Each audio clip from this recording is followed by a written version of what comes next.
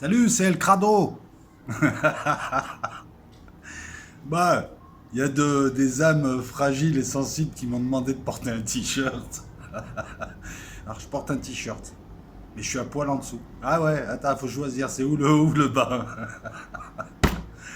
Bon les amis, il se passe pas des masses de choses dans l'actualité, en tout cas en apparence, ça a l'air de maturer un petit peu, hein.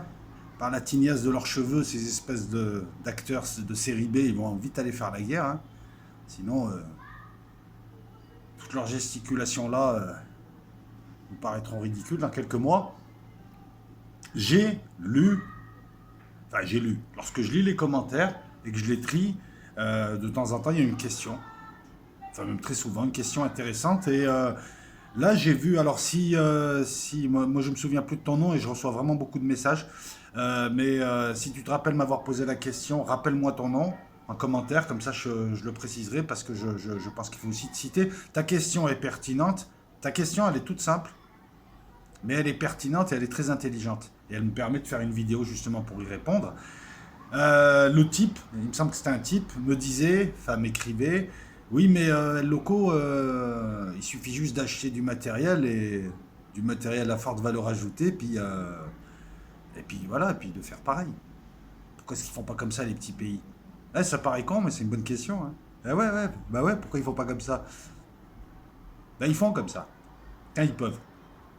Mais c'est pas des petits pays.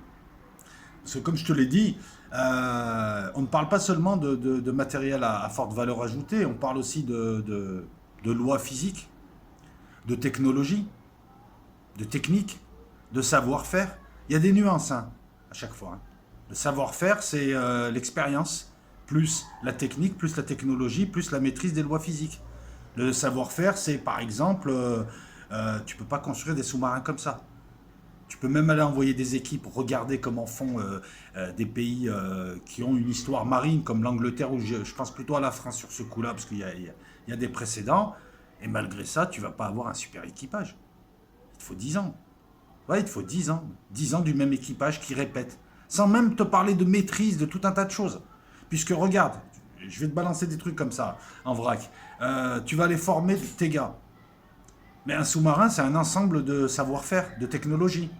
Donc, imagine par exemple qu'ils sont dans leur sous-marin, qu'ils ont tel type de radar, c'est un sous-marin diesel, et c'est ci, c'est ça, ils vont avoir un savoir-faire pour tel type de truc, mais dès que tu auras quelque chose de nouveau qui arrivera, je sais pas, un sous-marin de la classe Barracuda, c'est les sous-marins français d'attaque, on donne des noms à des classes de sous-marins, voilà, c'est un petit peu comme les promos. Là, il faudra que ton équipage se reforme, mais il pourra peut-être pas se reformer parce qu'il y a des compétences auxquelles tu n'as pas accès. Comme, je sais pas, je balance ça comme ça, la maîtrise du nucléaire sur un sous-marin, l'utilisation de tel radar, l'utilisation de telle arme que tu n'as pas, etc., etc. Non, il ne suffit pas, enfin, oui, en apparence, il suffirait d'acheter quelque chose et de le refaire, mais en réalité, c'est pas possible. Dans un premier temps, il faut savoir que tout le matériel sensible. Alors, qu'est-ce qu'un matériel sensible? Ça peut être, c'est pas une histoire de prix, ça peut être par exemple un SAM-7. C'est un système anti-aérien portatif. Imagine un barbu un petit peu timbré qui a ça à côté de Roissy. Ah bah écoute, il te descend les avions civils. Et un avion civil, c'est 300 personnes. Donc ce genre de matos-là, on évite en général que ça se vende. Malheureusement, ça s'est disséminé depuis le temps, comme les Kalachnikov. Mais on a essayé de limiter ça. Du matériel sensible, ça peut être donc de la missilerie, ça peut être des lunettes optiques, des lunettes infra. On évite, les pays évitent déjà qu'il y ait dissémination. On a assisté notamment dans les pays de l'Est, venant de la part c'est des Américains qui ont racheté des trucs pour éviter que ça soit un petit peu partout. Donc déjà, on évite de disséminer. Comment on évite de disséminer? La quasi-totalité du matériel est numérotée, afin qu'on puisse le suivre. Et tu vas comprendre pourquoi. Si on peut suivre ce matériel, on sait à tout moment où il est. Lorsqu'on décide de vendre à un pays, il y a une commission nationale qui décide est-ce que c'est stratégique de lui vendre, qu'est-ce qu'on va lui vendre. Fais gaffe, là il y a un transfert de technologie, fais gaffe, ce pays dans 10 ans ça peut être notre ennemi, fais gaffe, on va l'aider là et c'est pas bon. Il y a tout un tas de considérations qui sont prises. Ensuite, on tiendra, ça c'est les considérations internes, ensuite on va tenir compte des considérations juridiques. Est-ce qu'on a le droit de vendre à un pays comme l'Iran tel stock de plutonium? Je balance des trucs comme ça. Ben non. Ensuite, lorsque la vente est décidée, il y a ce qu'on appelle les end users, certificats end user, allègrement trafiqués, qui indiquent que c'est la destination finale là où on envoie. Donc si ce pays s'amuse par exemple à acheter des missiles, c'est ce qu'ils font, hein. L'Arabie Saoudite a fait un contrat de 110 milliards, a signé un contrat pour plus de 110 milliards d'armement aux USA.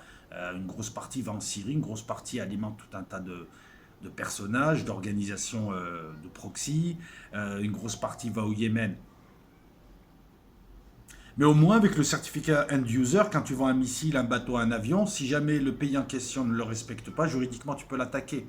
Après, un pays à qui tu vends des trucs et qui commence à le donner autour, tu vois très vite, ça existe, hein.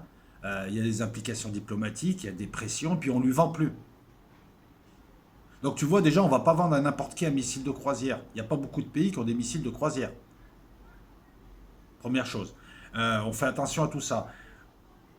En second lieu, si on va à des puissances intermédiaires et qu'elles se mettent à copier, parce qu'il y a des choses qui sont copiables, c'est ce que fait l'Iran, c'est ce que fait la Turquie, c'est ce qu'a fait la France, c'est ce qu'ont fait tous les pays. Au départ, ils ont copié des technologies que maîtrisaient d'autres personnes, et ensuite ils ont commencé à faire leur propre truc qui était un dérivé de ce qu'ils avaient copié, pour enfin commencer, pour certains, à balancer leur propre technique, leur propre style.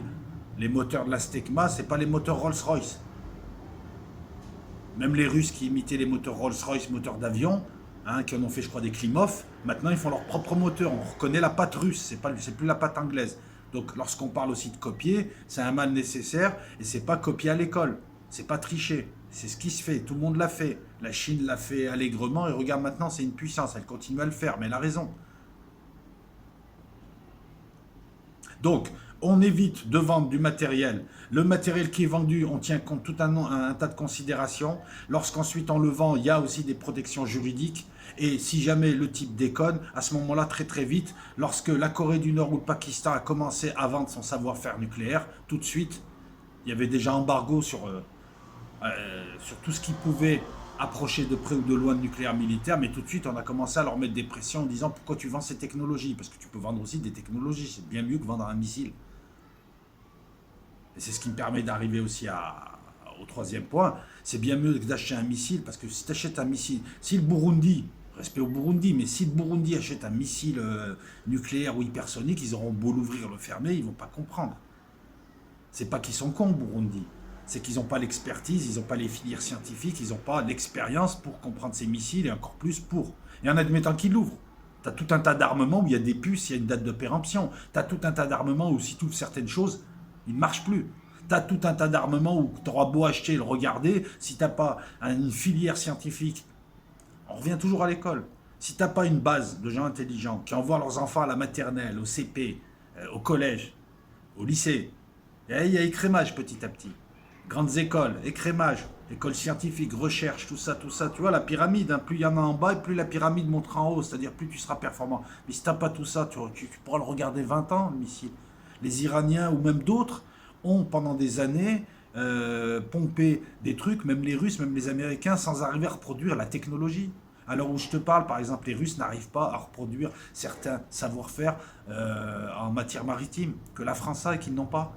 Pourtant, ils ne sont pas cons, les Russes. Mais il leur faut du temps et il leur faut tout un background derrière, comme dirait Laibi, tout un background, tout un arrière-fond, je te dis, école, université, culture, sciences. Puis après, il faut les matières premières. Les matériaux à forte valeur ajoutée, il faut certaines composantes, il faut des puces. Je ne pense pas que tu puisses accéder aux puces quand tu achètes des missiles de croisière. Je pense pas. Tu peux pas l'ouvrir et regarder. Parce que si tu l'ouvres et tu la regardes, ça marche plus. Je pense qu'ils préservent. Rappelle-toi, je t'ai dit, les Américains, eux, se focalisaient sur les secteurs stratégiques, dont l'électronique. Tout matériel à valeur ajoutée utilise l'électronique et le GPS, en plus d'autres systèmes. Mais en tout cas, l'électronique, c'est indispensable. Donc celui qui maîtrise l'électronique, celui qui maîtrise la fabrication de certaines puces dédiées, celui qui maîtrise tout ce qui est informatique aussi, hein. L'électronique c'est le support matériel, l'informatique c'est le savoir abstrait qui permet de coder et de faire tourner tout ça, on est d'accord, hein. T'as toujours, c'est marrant, hein, comme dans tout dans l'univers, hein, tu as toujours l'information et le support. Bref, donc voilà,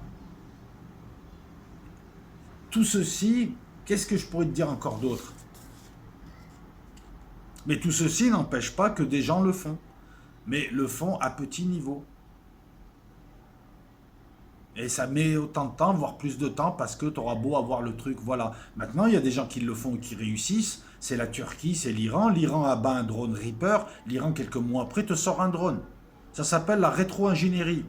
Ils ont pris le drone, ils l'ont vu, mais eux, ils ont des scientifiques, ils ont des mathématiciens. On a besoin de mathématiciens en la matière.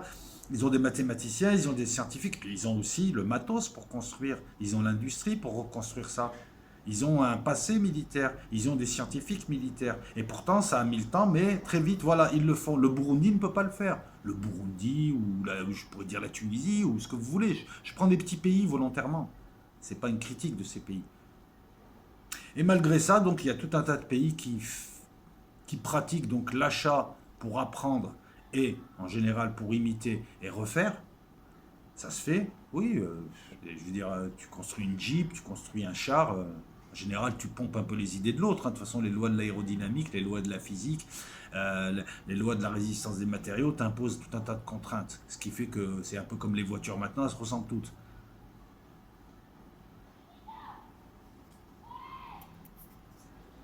Mais tu remarqueras un truc, c'est qu'il y a beaucoup, beaucoup, beaucoup plus de pays qui préfèrent acheter des licences. L'Algérie achète des licences à Rheinmetall, la Turquie achète des licences, l'Algérie fait un partenariat pas mal avec la Turquie pour construire du petit matériel blindé, des trucs comme ça. Ils sont en licence avec les Allemands, c'est pareil. Les Allemands leur disent, eh ben voilà. Donc après, l'Algérie construit ses propres véhicules en reprenant les plans des véhicules allemands qu'ils ont construits en Algérie. Les Allemands touchent de l'argent. Ça, c'est des partenariats. Je sais que par exemple, un pays comme l'Algérie, lorsqu'il achète, il demande un transfert de technologie. Et beaucoup de pays lui donnent ces technologies-là. On ne donne pas les dernières technologies ou on ne donne pas tout un tas de choses, mais on les protège différemment. Donc, pose-toi la question à savoir pourquoi ces pays, au lieu de copier tout bonnement des véhicules turcs ou des véhicules allemands, pourquoi est-ce qu'ils préfèrent faire des partenariats avec eux? Parce qu'ils vont bénéficier, ils vont gagner du temps. On va leur expliquer les petits trucs, les petits savoir-faire, les petits trucs qu'ils ne trouveront qu'avec le temps. Et quand je te parle de savoir-faire, c'est pas Joe le bricoleur, hein, c'est pas le concours Lépine.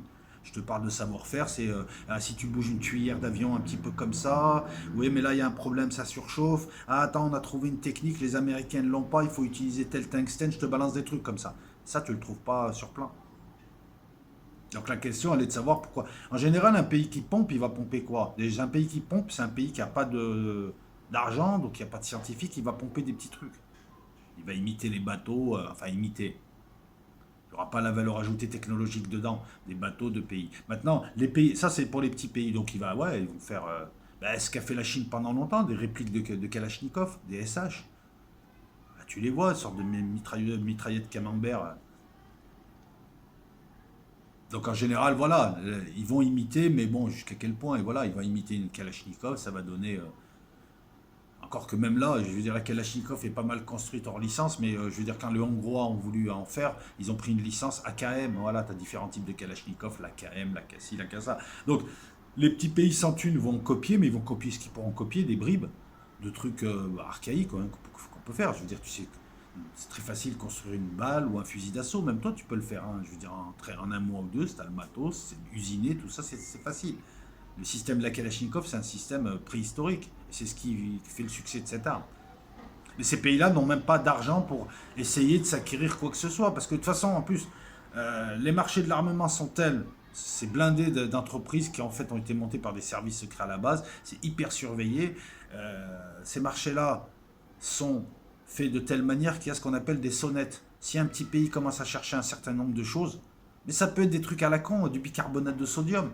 Tout de suite, ping, ils veulent du bicarbonate de sodium. Pourquoi? Et en fait, tu t'aperçois que c'est pour construire une bombe atomique ou une bombe sale. Je prends des exemples comme ça qui te paraissent. Pour pas qu'on perde du temps sur l'exemple. Ce que je veux que tu regardes, c'est la Lune, c'est pas mon doigt. Tu as les pays, donc, ensuite, qui ont les moyens de copier. Voilà, il faut avoir les moyens de copier. Il faut que tu aies les moyens de copier pour copier. Voilà, donc c'est des pays intermédiaires, c'est la première division, c'est la deuxième division, mais vaut mieux être là, hein, vaut mieux être en haut de la deuxième division ou dans la première pour copier. Ce qui est copiable, c'est-à-dire les missiles, tout ça. Tu penses qu'un missile hypersonique ou le système Kinjal russe, il tombe, je sais pas, mais il tombe même en Algérie, je pense pas que les Algériens puissent le reproduire. Ils vont voir des trucs, mais il y a un tas de trucs qu'ils peuvent pas voir. Sachant qu'en plus, peut-être qu'ils vont même pas pouvoir rentrer dans ce que je vais appeler le boîtier de commande, là où il y a toute l'électronique. Peut-être qu'en rentrant dans l'électronique, c'est pas bon. Tu vois, ce qui est aussi important, c'est de savoir qu'une arme, ça peut être aussi un ensemble de participation de plusieurs pays. En matière européenne, les Airbus, c'est une participation européenne. Ah, les Italiens, ils ont construit ça, les Allemands, ils font ça, les Français, ils font ça. Enfin, voilà, tu vois aussi. Et quelquefois, on a ce qu'on appelle ITR, je crois, hein. Vous me rectifierez si je dis une bêtise. C'est-à-dire que, par exemple, toutes les armes contenant de l'électronique américaine ne peuvent être vendues comme ça. Ne peuvent être données, ne peuvent être offertes, ne peuvent... Bref. S'il y a plus de 10% de composantes électroniques américaines, les USA ont leur mot à dire. C'est ce qui a empêché, par exemple, la France de vendre des missiles Scalp à l'Égypte, puisque les Américains lui ont dit non. Et pourquoi ils lui ont dit non? Alors qu'ils sont soi-disant larbins, enfin alliés les Égyptiens. Parce que là, il y a un risque de transfert de technologie. Le missile Scalp, il y a des composantes et des puces, donc un savoir-faire caché américain, va en Égypte, ça peut finir en Russie, ça peut finir en Turquie, ça peut finir en Iran, ça peut finir là où si on ouvre, on sait ouvrir le truc et on sait le capter, on sait comment faire, et donc on va s'en inspirer. Et on va gagner 10 ans de savoir-faire et de bricolage en atelier. Donc il y a aussi ça. Lorsque là, et vous vous rappelez que je vous ai parlé, vous avez vu, bon, c'est pas non plus, ce que j'ai dit n'était pas non plus parole d'évangile, mais je parle de forces spéciales françaises en Libye qui est d'Haftar. Quelques jours après, qu'est-ce qu'on s'aperçoit que ces forces françaises et russes, moi je vous le dis, hein, ils ne vous l'ont pas dit, se sont enfuies en catastrophe de la ville de Garien parce qu'elles étaient encerclées par les troupes de Serraj et surtout par les forces spéciales turques qui ont mis une branlée à tout le monde. Les forces spéciales, ils se sont barrés. Et en se barrant, ils ont laissé quoi? Des missiles javelins. Des missiles javelins, c'est des missiles modernes, avec une bonne valeur ajoutée. Je crois que c'est 80 000 euros pièce. C'est des missiles anti-char. Ils ont la particularité, non pas de partir comme ça en ligne droite ou décrivant une parabole, mais de monter et de tomber sur le char. Pour justement éviter toutes ces défenses actives ou passives du char. Allez voir ce que sont les défenses actives et passives des chars et tous les nouveaux systèmes qui font que quand tu lances un missile à 20 cm du char, on le fait péter par exemple. Et le blindage absorbe tout. On va voir les blindages en millefeuille, les ci, les ça, les charges creuses. C'est encore un autre domaine et ça demanderait plusieurs vidéos. Ces javelins des forces françaises spéciales ont été abandonnés parce qu'ils se sont barrés, ils se sont vite carapatés. Il y avait les Turcs qui arrivaient et les gars en face, c'était tous des Souleymane avec des Kalachnikov, donc c'était pas bon. Hein, comme quoi, entre le film Force Spéciale et la réalité, il y a souvent différence. Il n'en demeure pas moins que je n'enlève aucun mérite aux forces spéciales françaises qui sont très très fortes, mais qui malheureusement servent toujours les mauvaises personnes. Elles n'ont rien à faire en Libye et elles participent à ça. C'est dommage. Je sais qu'un militaire a le droit de réserve. En tout cas là, ils se sont barrés. Hein. Leur droit de réserve, ils se sont barrés. Ben, les Américains sont en train de demander des comptes aux Français en leur disant les missiles Javelin qu'on t'a vendus, on t'avait dit de faire attention. On t'avait dit de ne les donner à personne. Qu'est-ce qu'elles foutent en Libye? Sur un théâtre d'opération, sur une ligne de front. Ouais, non, ben non, il n'y a pas de ouais, ouais. Parce que ouais, tu vois, tu t'es barré en catastrophe et ils sont restés. Ils auraient pu être récupérés, il y aurait pu y avoir de la rétro-ingénierie. Voilà le malaise. Et voilà pourquoi peut-être que la prochaine fois, les Américains, ou au bout de 2, 3 fois, diront non, non, on ne vend plus rien, parce que...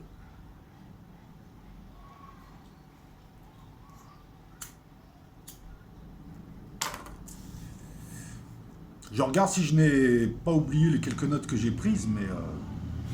tu vois, les missiles de croisière qui sont vendus, eh ben, les grands, ça marche par consensus, en vrai. Il n'y a pas un système qui protège vraiment. C'est un peu comme la carte bleue, 5% des achats sur Internet, c'est des fraudes. Ça n'empêche pas la carte bleue d'être utilisée massivement et d'être plus ou moins sûr. Ben là, c'est pareil. Tu auras toujours un type qui va aller... De toute façon, quel intérêt d'aller pomper un moteur Peugeot alors que tu peux l'acheter? Je veux dire, ça coûte moins cher de l'acheter que de le pomper. Et de faire un moteur Jijo. Voilà, tu fais Jijo, moteur Jijo. Mais tout le monde va rire. Puisque tu auras fait un moteur, tu auras claqué du temps, tu auras perdu du temps, tu auras claqué de l'argent qui aurait pu être utilisé à former les tiens. Et puis ça sera pour ton marché national. Qui va acheter un moteur Jijo alors qu'il peut acheter des P4 pas chers Peugeot? Made in France. French Touch. French Missile. Dans ton cul. Pardon, c'est l'été, ça va, je peux me permettre. Hein. Là, je suis à poil en dessous. Non, j'arrête. Pour les missiles, par exemple, tu vois, de croisière et autres, déjà là, il faut être Top du top pour les faire, top du top aussi pour les comprendre, et top du top pour pouvoir pomper. Donc ces missiles-là, d'ailleurs, ils perdent pas de temps. Je te dis, voilà, des fois, il vaut mieux pas pomper, ça sert à rien. Tu perds plus de temps que si tu bosses. Si tu bosses le truc ou si tu l'achètes. Ben, les missiles de croisière, par exemple, sont bridés. Tu verras que les missiles de croisière, lorsqu'ils sont vendus, ne dépassent pas 500 km. Alors qu'un missile de croisière, les Russes, par exemple, les calibres russes qui vendent en Algérie ne dépassent pas les 500 km, ils sont bridés. Alors que les leurs peuvent faire du 2000 km et moi je pense qu'ils peuvent faire un peu plus. Tout dépend de la charge, tout dépend d'eux. Hein, ils te donnent jamais les vrais chiffres. Ils ont tendance à minorer ou majorer. Encore une fois, c'est aussi une manière d'eux. Le bridage. Je ne sais pas si je te l'ai dit, mais tu n'as pas accès à. Quand on vend certains systèmes, tu n'as pas accès à tout. Il y a des trucs, si tu ouvres ou tu rentres dedans. La France vend beaucoup de matériel avec des backdoors. C'est ce qui a permis d'entuber l'Irak en lui vendant des missiles, des avions. Et lorsqu'il y a eu la guerre du Golfe, elle les a désamorcés en quelques lignes de code. Voilà pourquoi, par exemple, l'Algérie n'achète pas aux Occidentaux ou très peu. Pas de matériel à forte valeur ajoutée parce qu'elle te dit on va acheter des avions et puis on va être en guerre demain, ils vont nous faire chanter, ils vont nous couper les avions ou ils vont avoir nos données. Ça, c'est le problème du S-400 turc. Alors moi, je vais te balancer une pépite, il n'y aura pas de sanctions contre la Turquie. Trump va calmer le jeu et ils auront peut-être même les F-35. Ou il y aura un truc, genre ils renoncent, mais il n'y aura pas de sanctions. Je te le dis. Alors je sais qu'Erdogan le dit, puis il est mieux placé que moi, vu que c'est lui qui gère le pays. Mais il n'y aura pas de sanctions et ça va s'arranger. C'est ce qui se dit en arrière-plan. Les S-400, par exemple, ce qui gêne les Américains, c'est qu'ils puissent obtenir la signature radar de leur avion, qu'ils puissent aussi connaître ses déplacements espions. Ça les emmerde. Les routes qu'il utilise, tout un tas de choses. CS300, CS400, est-ce que tu penses que la Russie, en les vendant, elle ne sait pas qu'il y a des gens qui vont se pencher dessus? La S300 russes ont été copiées par les Chinois qui ont fait des systèmes, qui ont été copiés par les Iraniens et les Pakistanais qui ont fait leur système.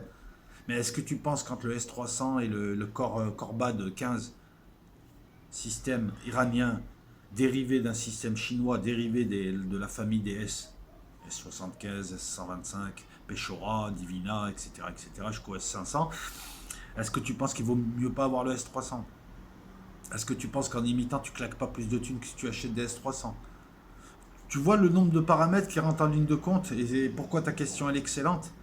Parce qu'elle fait aborder plusieurs points en même temps, la réglementation et la législation en matière d'armement, les pratiques légales, illégales, occultes. C'est un monde de services de renseignement et de militaires et c'est un monde où beaucoup de gens sont morts. Le dernier, bon il n'est pas mort, c'est Victor Bout, le russe, qui est en ce moment, qui est en ce moment incarcéré aux USA. Pareil, quand tu es trafiquant d'armes, allez voir un peu le service 7 français qui éliminait les trafiquants d'armes allemands qui livraient au FLN, allez voir ces guerres souterraines pour pas qu'on leur donne de l'armement, parce que c'est lié. Hein. C'est lié. Voilà, c'est beaucoup plus simple que je chope cette arme. Ouais, je chope cette P4, j'en reconstruis une pareille, à condition d'avoir aussi le bon métal. Regarde, par exemple, prends un exemple simple. Euh, les véhicules militaires allemands, il y a une grosse firme qui s'appelle Rheinmetall, qui est en partenariat avec beaucoup de gens, parce que c'est allemand, c'est de la qualité ce qu'ils font. Je veux dire, les gens vont là-bas, c'est pas seulement pour aller à Berlin ensuite, hein, c'est parce que c'est de la bonne cam. Bah, Rheinmetall, quand tu construis des chars ou certains véhicules blindés, il faut avoir la maîtrise des alliages. Il faut avoir la maîtrise des métaux. Il faut avoir ces métaux. Il faut connaître les proportions. Hein, toi, t'arrives, t'achètes une Jeep à Rheinmetall. Ouais, tu vas mettre un microscope spectro, machin, tu mets ce que tu veux, mais tu ne pourras pas reproduire.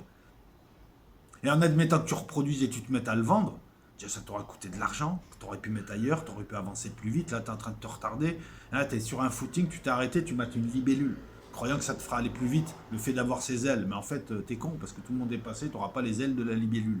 Hein, c'est à peu près ça le truc. Je viens de te la fabriquer là, la comparaison. Mais en plus, si tu construis cette fameuse Jeep avec un truc qui se rapproche, tu pourras juste l'utiliser chez toi, ne pas la vendre ailleurs. Et si tu construis de l'armement, ça veut dire que tu as mis beaucoup, beaucoup d'argent, des millions ou des milliards d'euros, de dollars, ce que tu veux, de dinars, de dirhams, de ce que tu veux. Mais dedans, tu as envie de l'amortir. Parce que l'argent, t'es pas américain, t'as pas une photocopieuse. Hein. C'est obligé de ton argent à toi, c'est du vrai, quoi. Il est adossé à quelque chose, tu es limité en pouvoir. Donc, le truc, c'est que même si tu essayes de le vendre, Ça se fait, ouais. Les Chinois vendent des trucs pompés aux Russes. Eh ben, tu vas t'attirer plus d'inimité. Peut-être que les Rheinmetall va t'attaquer. Eh, des tribunaux. T'as des avoirs à l'étranger. T'as des avoirs dans beaucoup de banques, t'as partout. Je veux dire, si tu truandes, il y a le tribunal, il y a les mecs qui te saisissent tes avoirs en Allemagne, par exemple. Ou alors ils te saisissent autre chose. Tu vois ce que je veux dire? C'est pas seulement je rentre dans mon pays et je paye pas. Voilà. Les implications donc sont énormes. Les implications de cette question. Je suis en train de te montrer que c'est beaucoup plus compliqué et simple à la fois. Donc oui, il y a des gens qui le font. Il faut voir que dans beaucoup de cas, ça ne rapporte rien, c'est une perte de temps.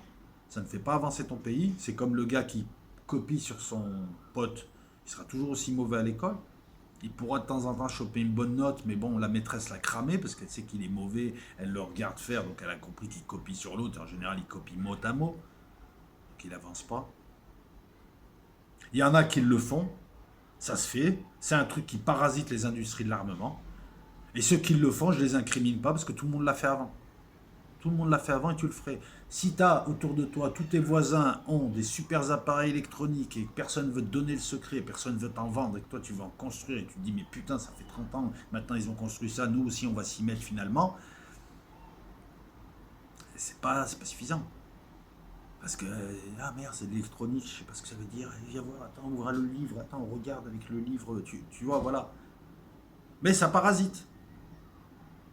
Par contre, si tu sais le faire, t'es chinois ou je veux dire ton pays a atteint un certain degré de maturité ou l'avait déjà parce que c'était une civilisation que ça ne meurt jamais une civilisation, ça connaît des creux.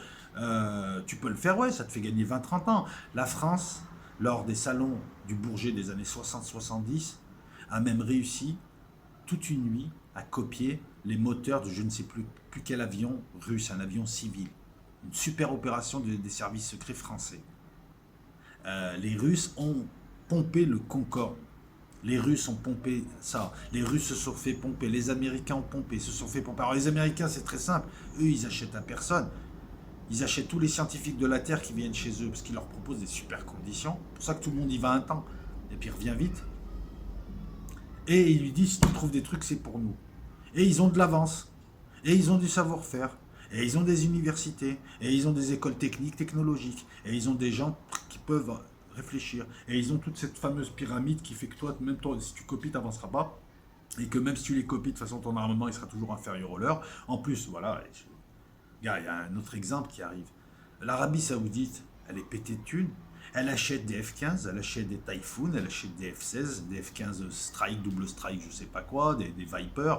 Elle achète tout. Est-ce que tu penses qu'elle pourrait même acheter des scientifiques et pourtant elle n'arrive pas à développer d'avions? Elle n'arrive à développer aucune technologie puisque c'est un pays moyenâgeux avec des gens très moyenâgeux qui sont capables de faire fructifier leur argent mais qui sont incapables de s'élever, de créer des scientifiques. Alors tu vas me dire ouais mais il y a des scientifiques saoudiens. Oui il y en a ouais.